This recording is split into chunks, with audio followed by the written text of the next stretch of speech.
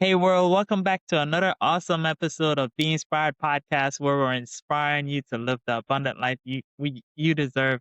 So I have another awesome guest on the line and happy Sunday, man. I just wanted to get on here, get us another episode, got another awesome guest for us. But before we get started, before we jump into anything, I just want to thank all of you guys. Thank everyone that joins in every Sunday night and like, share, comment, subscribe to the channel so you can get more of these awesome interviews. All right. So tonight we got Miss Terry Bean, the busy bean in the building. So just a little bit about Terry. She lives in Queens, New York, where she cares for her mom, and her journey as a life and professional coach has always been guided by one belief. Everyone holds the power to create a beautiful life.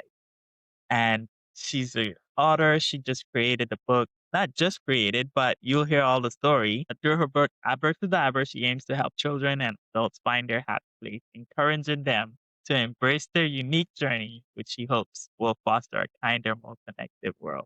Terry, welcome to the channel. Welcome, man. Thank you for coming in. Well, absolutely. First of all, thank you so much for having me, Samuel. It is such a joy always to be with you. I wore the red. You got the Yeah, memo. I had to. Uh, as I like to say, happy fun day, right? For Sunday. Sundays are like, I think, my favorite day of the week. I don't know why. It's yours too, huh? What makes it your fun My favorite? I don't know. I just your feel day? like I have complete permission, like complete permission to do whatever I want and, whenever I want. Yeah. It's funny, though I said that at 25, by the way. At 25, I was so happy to be an adult. I said, isn't this great to be an adult? I could do whatever the hell I want, whenever I want, right? Yeah. Yeah. And yep, 100%. I like that. Sundays is just a day to reset and focus on Yes, the upcoming week to knock it out the park, preparation. exactly. Exactly. So, Terry, what's inspired you to write this? Well, I am on the Be Inspired podcast, Yeah. so makes sense for that question. All right. Wow. So this book was written, which many people don't realize, it was written over 14 years ago. And I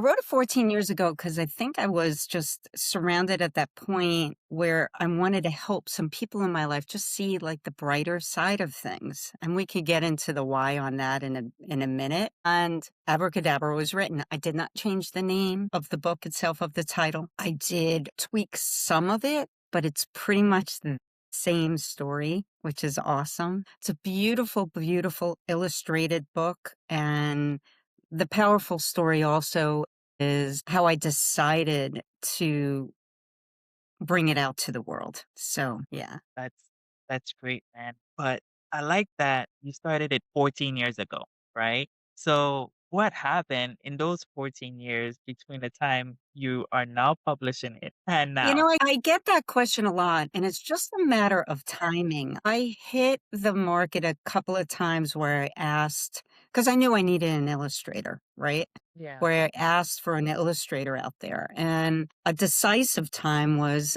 back in November in 2024. And I went to Fiverr. It's a platform called Fiverr where you can, pick and choose different people who have many, many different talents and you can hire them and collaborate. So I hit it out of the park with this one gal, right? And I picked her up, kidsbookart.com. Rhonda and I spoke and I said, okay, let's get on a Zoom call and let's connect with each other, right? But let me step back just a drop because this is what's really important. And this is when you and I met. So Mind Valley, I was certified as a life coach, as you were, with Mind Valley back in July. Well, back in November, when I went out to my Facebook group and I wanted an illustrator, I got so slammed with so much texts and phone calls and emails that I shut the whole thing down to get the book out. And that was November 2024. So March, here I am, I'm surrounded by the loving support of Mind Valley people, who are all for to step up to watch you fly and succeed. Like you're all catalysts, right? And I felt that. And I said, you know what? I think it's time for me to go out. And that's when I went out to Fiverr. I needed to back up a little bit. That's good. I caught myself. So here I'm in Fiverr. Rhonda comes, right? And I said, okay, let's do a Zoom call. So I do a Zoom call with Rhonda, and she brings on this guy who I never met. I never knew she was a team with someone. And of course, like it was like a red flag went up immediately because who are you? Right. So I decided, okay, let's take a breath. Let's interview the two of them and see what they have. So I did. And I said, you know what? Let me give these kids, he's 22. She was probably around the same age or younger. Let's give them a shot. Right. So I gave them a shot. Well, the cover that everybody sees now is the cover that they actually sketched out and watercolored. It never Never changed. changed. When I saw it the first time, as you can imagine, I was crying because everything came to life. I was almost like shaking. I was like, okay, this is it. This is really it. Well, Rhonda stepped away because I think she was ill. She wasn't feeling well. But Jay, Junaid, stayed. And I gave Jay, and this is now going into July, like the beginning of July, I gave him a very tough mission. And I said, listen, I know Rhonda stepped away, so I don't know if it's possible for you to do this. I said, but I need like close to 15 illustrations in 30 days. And he turns to me and he says, I am going to do my best for you. He said, let me tell you why I'm here. And this is his words verbatim. I wish I had him on here. One of these days I will. He's kind of shy. So he says to me, Terry, he says, I don't know if you know this, but I am actually the visual director of kidsbookart.com. He said, I usually don't step in to stuff like this at all. I let my team do it. He said, but it's the summer, so it's slower. He said, I want you to know that I read your book. It is the most inspiring children's book I've read in a long, long time. He said, and if I actually had this book before the age of 18 and he was 22, like I said, I wouldn't have gone through the shit I went through. And at that point, I got chills, he got chills, and then we had the most extraordinary symmetry and collaboration. We cried, we laughed, we just had so much fun with this. And I'm really hoping that that's what comes off the page when people read it. And then those sketches and the illustrations were so beautiful that I said, you know what? I need to put these in a coloring book. So I decided to do a coloring book too. I like that, Terry. I love that for you because it's so interesting because we could have missed our opportunity had that red flag stayed up and you were shut down. We would have missed that opportunity to know you were interviewing with somebody that could get you to a better place. So it's good that you stuck in with the uncomfortability. Yeah, most definitely. I mean, listen, in life, and I've had many times where I did not go with my gut. I went the other way. Or I went the other way, trying to make it what it wasn't, putting those blinders on, right? And just working harder and harder, which is all about resistance, right? Which means you're not going to really get to that goal, quote unquote, and I call it a quote unquote goal because goals for me are interesting. They're not really goals because once you hit whatever you hit, there's always more. There's always more, right? So, when we have to give ourselves a lot of grace through the process because it really is all in the journey. It's completely all in the journey and having fun and whatever perspective we have on that journey. Life is a journey and you gotta enjoy it. There's ups and downs, highs and lows, but each moment is a chance for you to grow up better. Be that person that flies. Yeah, most definitely. Through life, we do have the ups and downs. Yet I figured you may ask me, well, Tara, what books are you reading now or whatever? And I happen to be reading from Devin Shendelman, I Am Because I Am, which is another person we all know. If you don't mind me reading one line here, because this is something that happened to me a long time ago when I just decided I'm the one that's responsible for my own life and my own happiness. No one else, right? So it says here there comes a time or an age for everyone based on their capacity when they have to take responsibility for their own life and stop blaming the circumstances, others, the world. Being a professional victim is easy, right? But easy isn't why we're here. Doing the hard work is. It's hard to say, yeah, that sucked. But the rest of the pages of my life, I get to write. How do I want them to be? And I feel really strongly about that. Very good friend of mine who may be on here, I don't know, because I can't see who is on and who's not, if anybody. But my very good friend of mine was listening to a podcast I did. And she said to me, because people call me Bean, Bean, I didn't realize that you actually went through so much as a young child. And she goes, I now understand why you wrote this book. And that blew me away because I actually did not recognize or acknowledge that I wrote this book to my inner child. As Danny's running away from the house where her parents are arguing, that was me. And I related it to the 14 years ago and that whole thing and that whole story. And then I'm saying, whoa, she's so right on. That's amazing that this has come out of that. And that was just 3 weeks ago when I acknowledged it. I'm like, okay, now I get it. And then it's interesting because you would resonate with so many people that have experienced their parents arguing and wanting to escape. Because what was some of the emotions besides wanting to escape? What were you feeling in those moments that you was leaving the house and running away to the lake? Well, listen, through that time, it was always upsetting to hear any kind of arguing in my household, but I was brought up in a family where both parents had been divorced before and brought kids in. And this is early on. So Yeah. blended families weren't blending families. I don't even think they had a name for a family like mine back in 63, right? So here I am, and I'm my parents' only child. So I'm their sunshine child, right? And now they have respective divorces that there's a lot of angst and just craziness that's going on. And I would walk off the elevator, and if I heard arguing, all I wanted to do was just go right to my room. And then I would set up my little world, my happy world. And I would always be the mediator of the family. I think that's why I'm kind of jestful and joyful because I'm always wanting people to be happy because I don't think, I understand different emotions and stuff, but there's always a gift I find in everything and absolutely everything.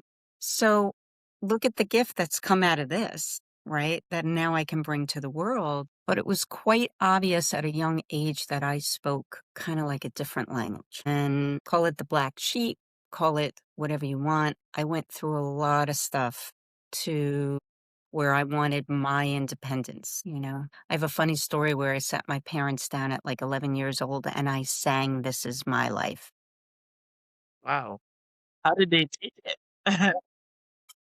They said, "Get out of here." It's like, "I got this. You guys are just overreacting." That's what I used to say. They definitely got a lot of gray hair from me, but I was a kid who just felt like I needed my independence pretty quickly and that I did have it. I did everything kind of like in moderation. Listen, I'm from Queens, New York, so I went through a lot of stuff. Yeah, but I just did things in moderation and always really wanted to be happy and had a handle or understood, I should say. I didn't have a handle that early on, but I understood that my perception is reality, right? And now I really get that it's truly all about perspective. I always used to say, take a quarter, flip it anyway. It's always a double-sided coin. There's always, two sides of a story, which two sides of a stick. Which one do you want to hold? Which one feels better? And this is the kind of thing that I'm trying to teach and bring to children and adults, right? So that they can understand that they do have the power within them to create lives they love. I don't know if you know this stat. There's a stat out there that 86% of adults in America truly do not like their lives, right? I was doing an episode last week, and in 72 hours, 100,000 people search for finding purpose. Imagine how much that is in 365 days a year. You know, that's that's a huge number of people searching for purpose for their heart. Now think of this. I wonder what the stat is of how many of those are over 60. or even over 50 or over 40. It's all so now, as you know, I caretake my mom who's 91. I live with someone who I get it. I get the regrets. I get all of this. I hear the stories. I hear everything. And she's got, by the way, some great stories. She's unbelievable stories. Yet I also see, the regret and all of that.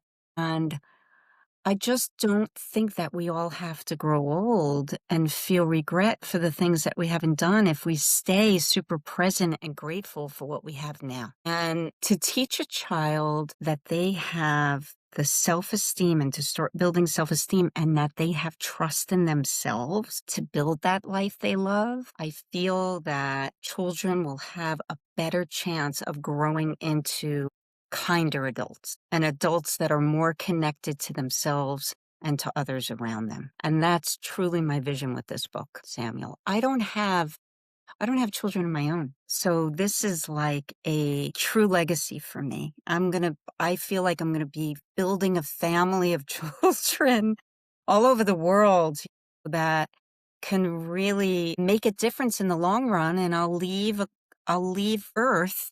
That's a kinder world. And now I think is a very poignant time, especially in America right now, as we can see all over the world. So you talked about being resilient as a child. So tell me, how has resilience played a part in you creating this book? Well, I think that understanding it, I've I've kind of always been very in tune with sociology, right? With the way people tick. Okay. And I think that's why, you know, people, especially when I was younger, would knock on my door to ask, whatever my opinion is. And even today, many, many do. And I I think think they they just just saw saw someone someone. who continuously bounced back, bounced back. If you look at my resume is not what I have done, it's what I haven't done, right? So that's what people always say, oh my God, Beam, what haven't you done? Yeah, why don't we go there first? So I always say that I have more than nine lives, and I do. I said, I feel like this is my not my last life, but because I really think it's going to be the Wise Bean Cafe. I've already decided on that in about 10, 15 years. Already have my dog, Danny, named after the book, and my cat, Professor Wisely, which is also named after the book and my journey. So I have it all planned out in my head. And I have to say to you, when you do visualize and you think of things so early on or you write them down, it's amazing how the universe just plays with you, right? And presents things to you that it makes it so fun. I mean, truly so fun. And I enjoy it, and I enjoy sharing it and telling people about it and just being in awe of it every day. So I think resilience has helped me through many, many uh, different challenges that I've had in my own life, moving and relationships and even the book, right? Even the book. So, getting through different parts and then just realizing that things are supposed to happen for a reason and just kind of move and just don't say that, really feel that. Feel that it's okay that whatever you're going through right now, if it doesn't feel good, you can feel into that. But how long do you want to stay there? How long do you really want to stay in pain? Right? So the quicker you get that and the quicker you shift your mindset or your thought at that time to something that feels even just a little better and you start riding the emotional scale to where we all know we want to be, which is joy and love, right? The sooner you do that and the sooner you practice it with everything that you go through, because there'll be obstacles for everybody, we can't anticipate them. We could do all that, but why worry about it now? How is it affecting your world now? Because now is all we have, right this moment. I was reading this post and it says that most of us are stuck in the past and present, and that's where all of our suffering is, the past and the future. We anxious about the future and we worry, depressed about the past of all the things we didn't get to do.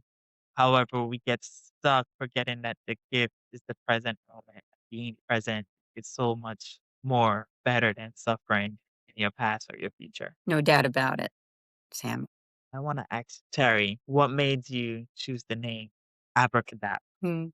'Cause life is magical. I have my wands here, and Professor Wisely has his wand too. I think I like his wand even better. It's beautiful. It's like this purple thing going on.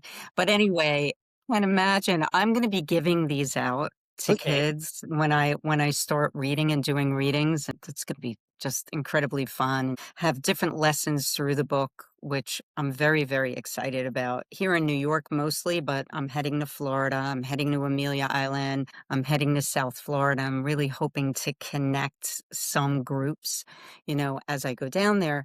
I don't, it's funny. That's a really good question, Samuel. I don't remember the day I decided that it was abracadabra, but I guess I just always in my own mind loved magic and feel that life could and ought to be magical.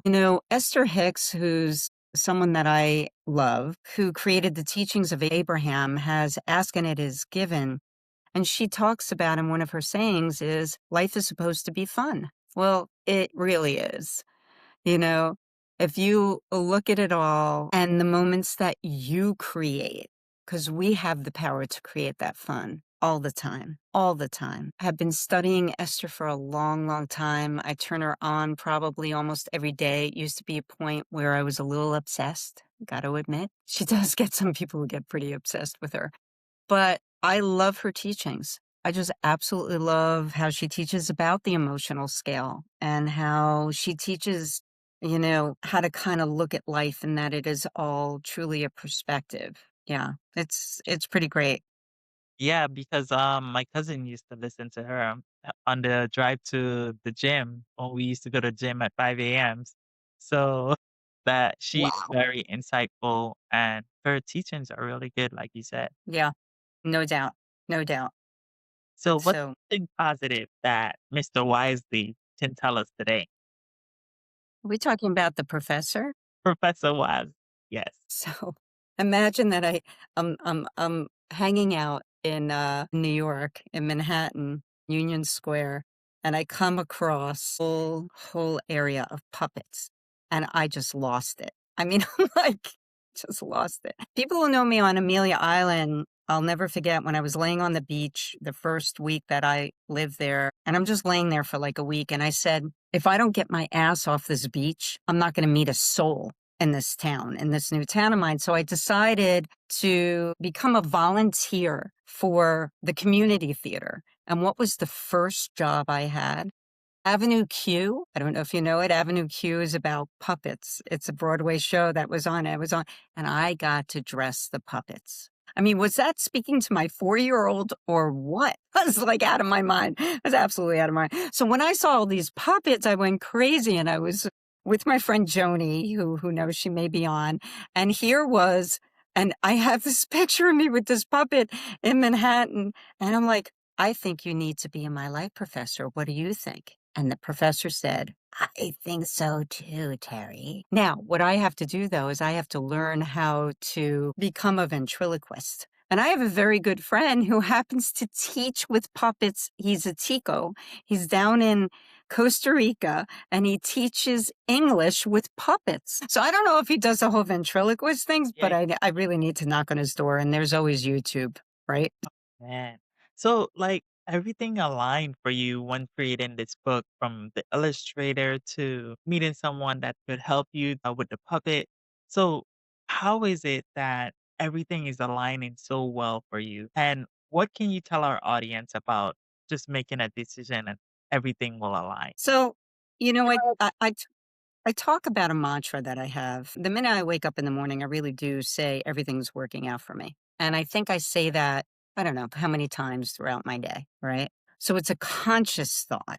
So anything that's a conscious thought, you say it often enough, first of all, a thought is just a belief you keep thinking, which by the way is an Esther saying. But a thought is truly just a belief, or vice versa. A belief is just a thought you keep thinking, actually, is what it is. So my belief truly is that thought that everything is always working out for me. Yet, here's the key that I have for me. this is what works. And I feel this is a big part of manifestation is when we talked about goals earlier, I am not attached to that goal. I'm not attached to it. Right. So the journey is all part of it. I have no idea of the how. I have no idea. I know the why. The why for me with this book is to get this message out to as many children and adults as I can and to change lives and to make this world a kinder place.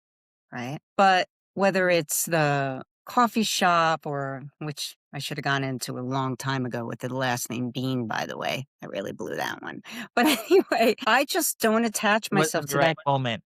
Right. I mean, so I just don't, and I don't beat myself up for it, right? That's really, really important. I mean, again, it's just giving yourself grace through it. We all have so many ideas, Samuel. But if we kept on, if Einstein kept on beating himself up after every failure he had, we would have never had the light bulb. So you have to, it's like you go through your journey, you allow things to happen as they happen because there's a reason. And even if it seems like it really goes off track, Yeah. there's a reason for that. That's okay. What are we going to learn from that a bit? Right. And what can we think about or what can we do differently? Or where is that lesson in that experience that will bring you to happy? Because happy is where you start to manifest. It's not the getting of stuff. It's not the acquiring. It's not the being there because the there is here and now. Yeah. Hopefully that was a gem. I don't know. It was. It was 100%. I loved it. Just put their dream on pause and not sure if they should start again or pick it up again. What would you tell them? If they should start again or pick it up again, Yeah, what would you tell them? okay. I would say take a look at it, feel into what it would feel like to have it, right? Kind of take a picture of that. What's the visual of it? And see how you feel in that vision. And if you feel good in that vision and it really makes you happy and it lights something inside of you, some kind of a passion inside of you, that becomes a purpose. And there's no doubt that purpose is looked up by so many because so many walk around without. And it doesn't have to be one. Know that too, right? It does not have to be one person purpose. It could be several, but what do you do that makes you feel good? And it could be 10, 20 things, that you do, but what makes you feel good? And can you be super present with it? Because the one thing about the society now is that we're always looking for the next, looking for the next. And I think that's really what has gotten us out of whack. We've lost a bit of respect for each other because of these and other things, because we're not present. We're not looking at each other's eyes. We're not truly listening to each other with dialogue. We're always thinking maybe we know better. We have Google, so everybody's really brilliant now walking around, aren't we? Right? So everybody has an opinion or something to say, and that's okay that we have opinions. That's no problem, but it doesn't mean that we have to be divisive. Allowing for other people's opinions and having discussions is wonderful. They don't have to end up being arguments. Yeah, and it's part of having healthy conversation. We we could both disagree as long as we have a healthy perspective and respect each other in the process. So definitely, I agree 100%. Yeah. Yeah. And And they love the name of your cat, and then someone said that was powerful. You're Thank talking you. to people, Terry. Thank you. Yeah, Professor Wisely's going to be a fun cat. By the way, she's going to be white. Be a white professor. So one of my questions is, what is something you've learned about yourself while writing this book? I've learned that we really can bring people together based on not necessarily caring about what other people think and just staying present to our own happiness. Because if we are, we attract really wonderful people, right? When our compass is constant with regard to who we are and we stand in our own power and believe in our own confidence. I think we can And I say this, Danny, I say to Danny, I said, "You were powerful, Danny. Use your powers to bring people together," right? And then all the kids come forward after they're kind of looking at her in a funny way because she's so happy, right? So some people are they can get super jealous of that, right? But to stand strong in it and continue on your path because life is to be enjoyed. So when you start looking at what other people think, I have a little bit of a theory on that too, by the way. So that I'll share with your audiences. Children, when we grow up, and I had a fairly judgmental family, right? And, even though I was pretty rebellious, is a good word, from a young age, I didn't really care. But then again, I did, right? So it was like a push pull. But kids who grow up who are really young, they want to please their parents, right? So they're pleasing, pleasing, pleasing, pleasing, many of them, the majority. And it's always about what mommy and daddy and sister and brother think of me. What do they think of me? What do they think of me? Right. So as we get older, if we don't build that muscle of self empowerment and trust in what we think, that is the most important thing, what we think of ourselves, we're always looking to the outside for approval. Always. So again, back to abracadabra, to instill in a young child that they can trust themselves is a big deal. And having people grow into, and I'm not talking about people who walk around and not give a shit about what anybody thinks and they're, callous. That's not about that. It's just about having strong, independent people who are caring and kind and loving, right? Who can come together and create a powerful, powerful world and beautiful world. And you said so many profound things in that statement, Terry. Someone' opinion of you does not have to become your reality, you know? So that's very important there because, like you said, we look outside for all the validation. We look outside for people to pat us on the back, but don't realize that we should pat ourselves on the back first. You should pat yourself on the back for creating that book. And then every other person that comes by and said, "Hey, Terry, you did a great job at that book," is an extra additional bonus. And it doesn't affect your self worth, who you are, or who you are as a person at all. It's just extra. Yeah. I love it. Yeah, it's true. It's really interesting. I call it OPT, other people's thoughts, So, Thank you, Terry. So I got a few more questions before we wrap up. All right. sure. Think I can handle it. Any book tours coming up soon? Mm, And where can we find them? great. So, first of all, if you're going to go straight to Amazon, you're going to put Terry Bean in at the top. That's one. Or you can go to terrybeanauthor.com and you'll see a lot about me, a video. There'll be different links. There'll be floating books. Junaid J, the illustrator, actually really helped me with the website.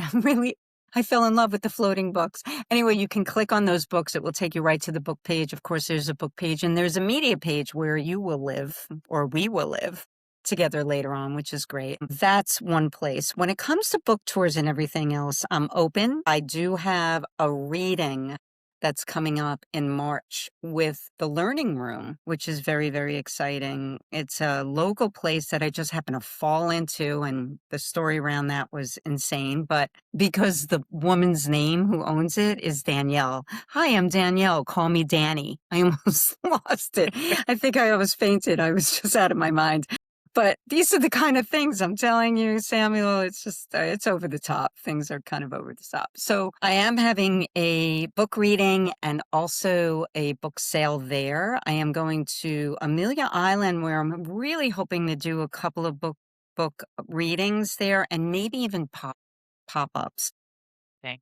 I'm also doing schools and libraries are really going to be where it's at for me. Book tours will come, I'm sure, in time. It's a little difficult. I have to do everything local because I really don't want to, go to California for a week and such with my mom. So I'm trying to keep things as local as possible. And, I have a couple of really close people in my life who will help me with schools or school teachers and things like that. But you'll be able to book things on my site or just get in touch with me, I think is the best, the contact sheet.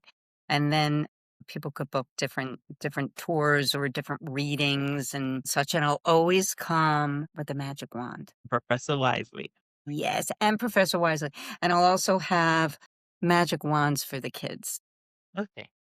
which will be great. So really fun. The coloring book's wonderful. The coloring book, by the way, has 2 worksheets in the back of it to allow children and adults to dream.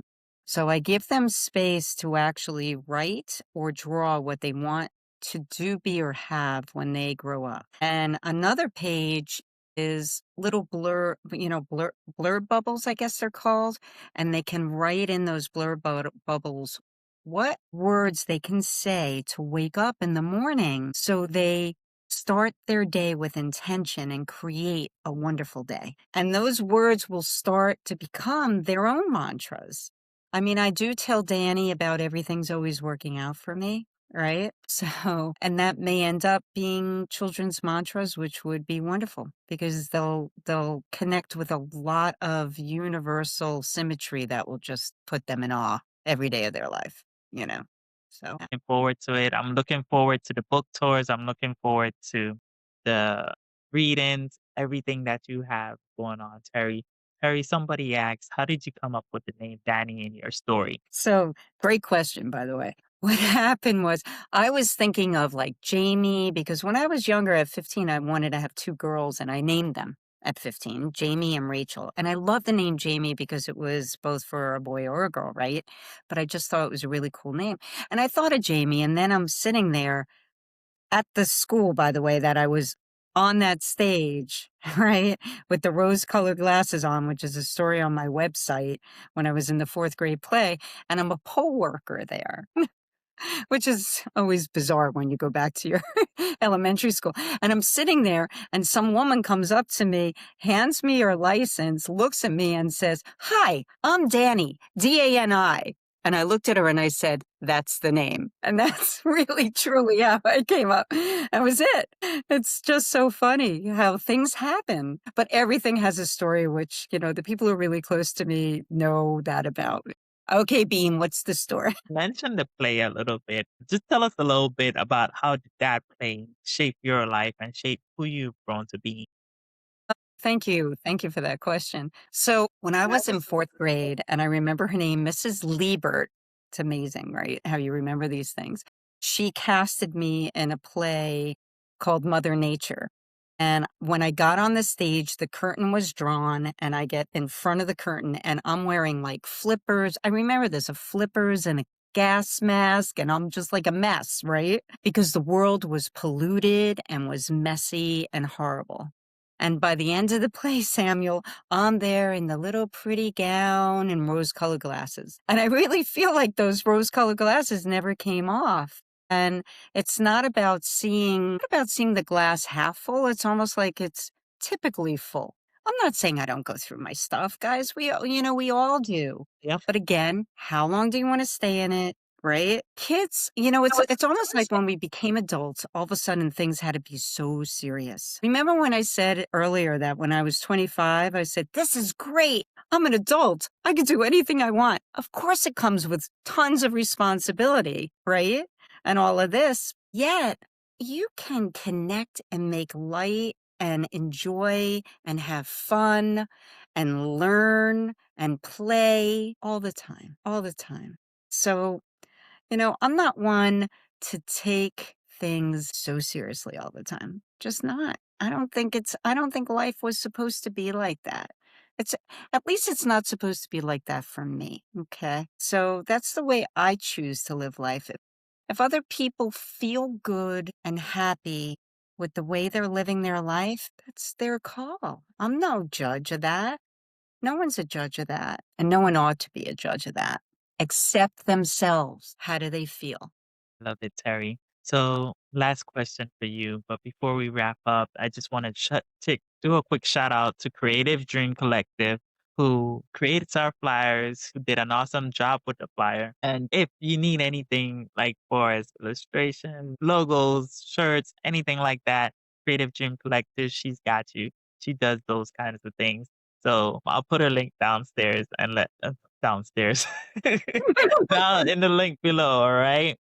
So Terry, my last question for you is, what is something that you thought I would ask, but I didn't? What are the last books I've read? That's why I had my books ready.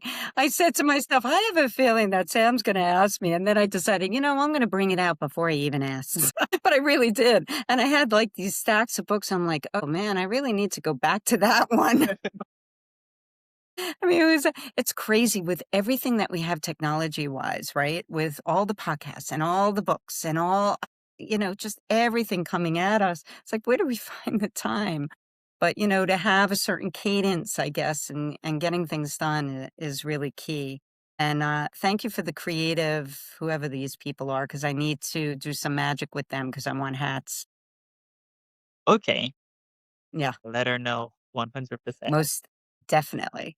So thank you so much for this, though, Samuel. It's been absolutely wonderful being on the pod with you, and I look forward to some feedback, hopefully, with some peeps. And thank you, Terry. I appreciate you joining. So thank you guys, everyone, for watching the Inspired Podcast, where we're inspiring you to live the abundant life you deserve. So go ahead and tune in. If you like this episode, go ahead and like, comment, and share. Comment your biggest insight. And if you want, reach out to Terry or click the link to get her book or the coloring book for your children. All right. So we'll see you guys on the next episode next week on Be Inspired Podcast. Have a good week, everybody.